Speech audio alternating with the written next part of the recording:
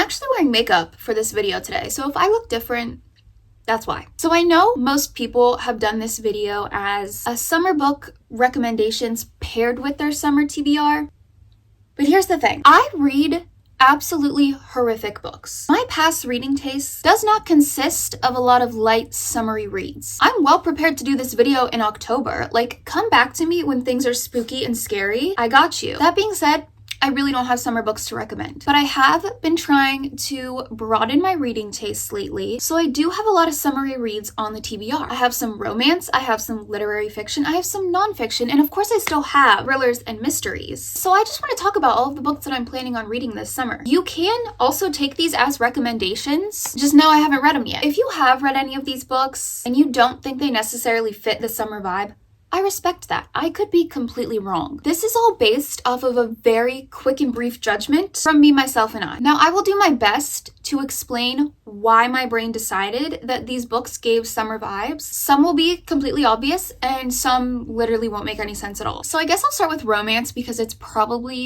still probably the smallest category. I've said this a couple times now, but I am not a romance reader. I'm very new to the genre. I'm still trying to figure it out. It was just never something I was interested in before. But now I've had a change of heart. I think I want to be a romance girly. That being said, there are so many popular romance books that I still have yet to read, which is amazing. I love that there's a whole new world of books out there that I have yet to read. And if there's gonna be a time where I'm super into romance, I feel like it's gonna be summer. I feel like romance just fits the summer vibe. Because a lot of them, not all of them, are lighthearted, cute, feel-good stories. And that's what you need in the summertime. So one of the first romance books I want to read this summer is Happy Place by Miss Emily Henry. Now, y'all, I don't know anything about Emily Henry. I have not read a single one of her books, but I am seeing this book everywhere right now. And social media is doing its job because now I want to read it. I mean, this is an obvious one. This is a summer book. Look at the cover. This cover is so cute, and I love pink books. 9 times out of 10, if the cover is pink, I'm gonna want to read it. Now, from what I've gathered about this book, it's about a couple who every year they go on this big group vacation with their friends. Except this year, they just recently broke up, but they don't want to tell any of their friends, so they pretend to still be together for the duration of the vacation. It's obviously set in summer in Maine. It sounds like such a fun summer cozy vibe. Have I ever been to Maine or had a lobster roll? No, I have not, but I do have an imagination. Also, this would be my first Emily Henry read, and I think that would be a good one to start with because I've heard nothing but good things about it, so I'm gonna give it a shot. Next, I want to read Flawless by Elsie Silver. This is part of the Chestnut Springs series, I think is what it's called. This is a cowboy romance. It is about a pro bull rider who I guess has been in some trouble. He's been acting out, so he needs to get his image straight. So his agent assigns his own daughter to give this pro bull rider like 24-hour supervision. You cannot tell me that cowboy rodeo,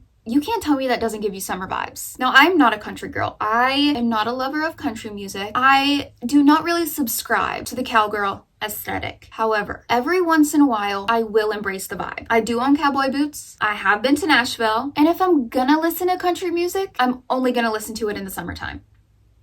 Next, I have the Summer I Turned Pretty trilogy.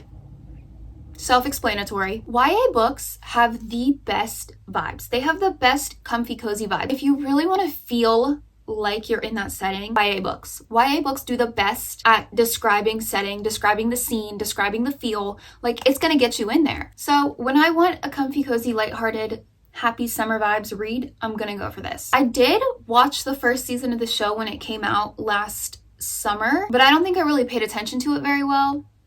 And obviously the book is going to be better than the show.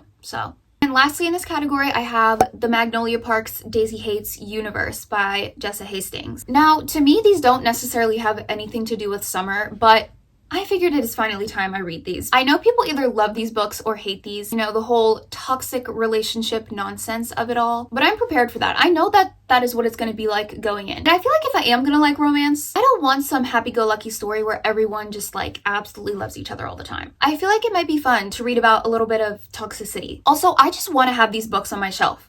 Like, I am obsessed with these covers. Say whatever you want. Yes, I truly love to read, but I also love the aesthetic of reading, okay? I care about a book cover.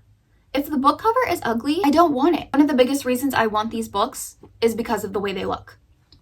Also, I feel like I'm gonna end up liking the Daisy Hates books more so than the Magnolia books. I don't know, I think they're more like mafia vibes rather than, you know, your like rich Gossip Girl vibes, which don't hate me. I have not watched Gossip Girl all the way through. I've watched like the first season to try and get into it, but I don't know, I just couldn't get into it. Don't hate me for that.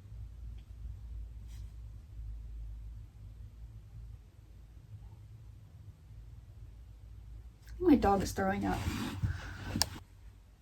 Okay, next we'll do literary fiction / nonfiction. First up, I have Someone Who Will Love You in All Your Damaged Glory. This is by Raphael Bob Waksberg. I always thought that this was a nonfiction short story memoir type thing, but now that I'm looking at it, I think it's actually literary fiction. But this is by the creator of BoJack Horseman. I guess it is a fiction short story collection all about love. I have seen this book literally everywhere, all over Instagram, because it's all so cute. Like, I love the cover of this book, especially the color. This light pink, this baby pink color, it's gonna do it for me. But I feel like short story collections / you know, memoirs, kind of self-help books about love, I feel like those are just great summer beach reads. Like, I have a vision in my head of me reading this book on the beach. Next, I have Malibu Rising by Taylor Jenkins Reid. I have read both Seven Husbands and Daisy Jones. I have yet to read this one. This one is about the Riva family, which Mick Riva, I guess, is their dad, and he's in Seven Husbands. But they have a big party every summer. It looks like there's surfing involved. I don't know. This one is just another obvious one. Like, it screams summer vibes. It's also set in the 80s, and I love books set in the 60s, 70s, 80s. Like, I love books based in those time periods, which brings me to my next read, which is Songs in Ursa Major by Emma Brody. I saw this book recommended if you like Daisy Jones. It's set in 1969.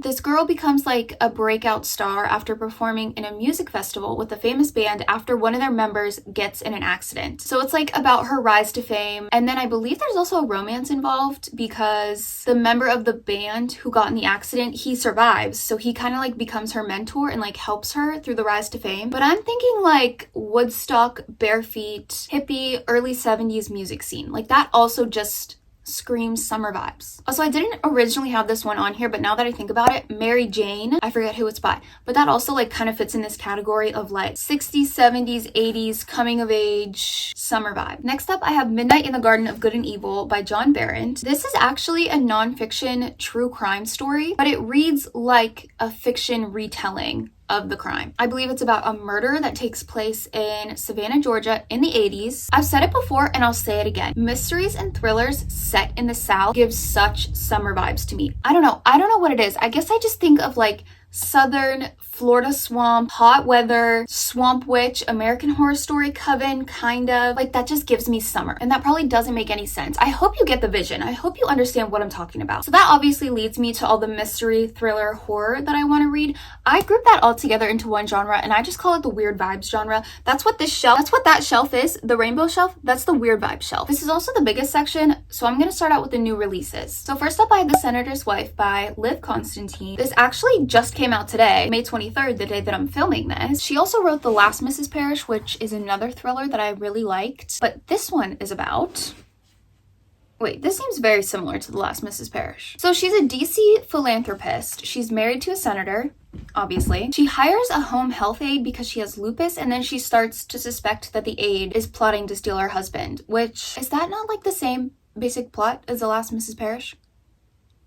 I'm still gonna read it. Next up, I have Penance by Eliza Clark. This comes out July 4th this summer. She's the author of Boy Parts, another book that I really like. But this is about a famous, well-known murder of this 16-year-old girl. I think it happens in like a coastal seaside town, but there are like a ton of podcasts about this story. People talk about it a lot. Everyone has seen the crime scene photos. But I guess this journalist has decided to go to the town and write like a full definitive story of the murder. And so they do like a bunch of interviews with the family, with witnesses, and then it says even with the killers. So I want to see what all that's about. Next up, I have The Quarry Girls by Jess Laurie. Let me just read you the first line of the synopsis. Minnesota, 1977. For the teens of one close-knit community, summer means late night swimming, parties at the quarry, the county fair, and venturing into the tunnels beneath the city. Like, doesn't that just scream summer vibes to you? The county fair? I'm gonna go to the county fair. The rest of the synopsis seems very ominous. It's about these two friends. Heather and Brenda says they have a secret, something they saw in the dark, and they decided they were never gonna tell anyone. But then one of their friends goes missing, and apparently she's the second girl to disappear in the week. So Sounds like trouble's afoot. Next up, I have A Flicker in the Dark by Stacey Willingham. So one summer, a bunch of girls in a small town in Louisiana, there it is, that southern setting, but a group of girls all go missing in the same summer, and this girl named Chloe, her dad ends up going to jail because they suspect him of being connected with all these disappearances. Now I guess it's 20 years later, she is now a psychologist, and then another teenage girl goes missing. So it all comes back around. But yeah, literally the only reason this is in my summer TBR is because it's a small town in Louisiana, a thriller in small town Louisiana. Fits the vibe perfectly. So next up I have Brutes by Diz Tate. This is another book about young girls going missing. Why does that also seem to be a very common theme of a lot of the books that I have on this summer TBR? Maybe it's because that was quite literally my biggest fear as a child. Like, I was terrified of being kidnapped, which rightfully so. A child should be aware of the dangers of being kidnapped. But I was so convinced as a child that every strange grown man that I saw was going to kidnap me. So maybe that has something to do with all of this. Oh, this quote. It says, "We could not be born out of sweetness. We were born out of rage. We felt it in our bones." I love me a good book about feminine rage. So this one's another southern setting. It says, "In Falls Landing, Florida, a place built of theme parks, swampy lakes, and scorched bougainvillea? Bougainvillea? Which I don't know how to say that. How do you say this? Bougainvillea. Bougainvillea. Bougainvillea. Bougainvillea. Okay, so scorched bougainvillea flowers, which I was thinking you would say with a Spanish pronunciation, but something sinister lurks in the deep. But it's about this group of like very young teenage girls, like 13 years old. They become enamored, obsessed with this one older girl. She's the preacher's daughter, and then that girl ends up going missing. So I think there's something sinister going on with these little girls. And then the last book that I currently have on my summer TBR, because this is not a conclusive list. Like, I'm sure I'm gonna read a ton of other books that I haven't mentioned in this video. We just have to see where the future takes us. But last up, I have Ghost Wall by Sarah Moss. I saw this book recommended in a TikTok video if you liked the movie Midsummer, which iconic movie. Florence Pugh is my favorite actress. I love Florence Pugh with a burning passion. So this is about a girl named Sylvie, and apparently I guess her family lives like removed from civilization. It says they are living as if they are ancient Britons, surviving by tools and knowledge of the Iron Age. But then for 2 weeks, her father has them join this anthropology course. It says that it is set to reenact simpler times in life. They're surrounded by forests of birch and rowan. They make stew from foraged roots and hunted rabbit. It also says the ancient Britons built ghost walls to ward off enemy invaders, rude barricades of stakes topped with ancestral skulls. When the group builds one of their own, they find a spiritual connection to the past. What comes next but human sacrifice? What a fun summer read. That does just like remind me so much of Midsummer. And that's literally the only reason that this is also included in this video, because of Midsummer. Does it have anything realistically to do with summer? No, but my brain told me that it does.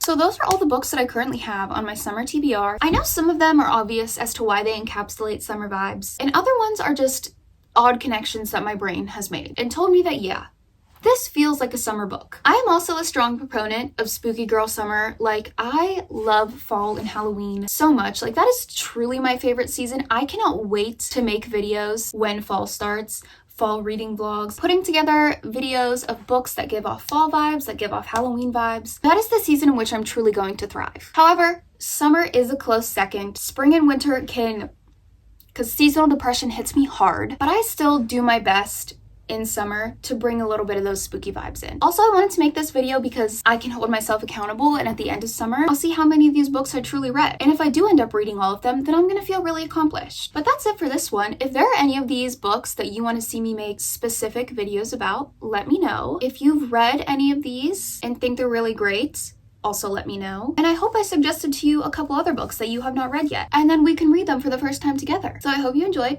I hope you stick around, and I'll see you in the next one.